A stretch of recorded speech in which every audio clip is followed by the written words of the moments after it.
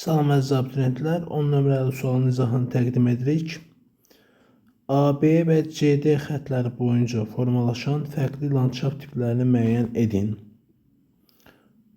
Burada gördüyümüz kimi AB xətti Kürələr ovalığından Böyük Qafqaz dağlarının zirvəsinə doğru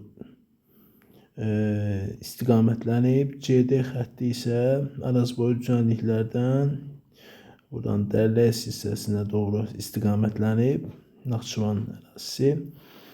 İndi verilmiş xətlər boyunca biz hansı landşaft tiplərinin yayıldığını nəzərdən keçirək. Sonra buradakı sualın cavabını tapmağa çalışaq. Belə ki, biz burada hər iki xətt üzrə landşaft tiplərini nəzərdən keçirməliyik və deməli, bu istiqamətdə olan landşaft, hər hansısa bir landşaft tipi bu istiqamətdə olmamalıdır. Bu istiqamətdə olan hər hansısa bir landşaft tipi də bu Böyük Qafqaz dağlarının ərazisinə yayılmamalıdır.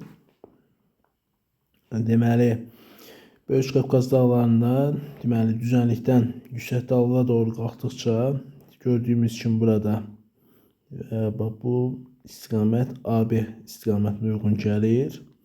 Bura isə Naxçıvan ərazisidir. Naxçıvan ərazisinə uyğun gəlir. Bu da CD istiqamətinə uyğun gəlir.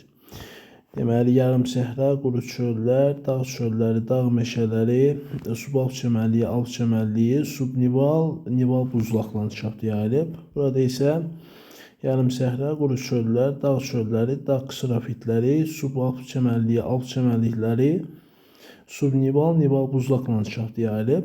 İndi burada bu istiqamətlər üzrə baxaq. Deməli, buradan gördüyümüz kimi dağ qsırafitləri AB istiqamətində yoxdur. Dağ qsırafitləri. Burada olan dağ meşələri isə burada CD istiqamətində yoxdur.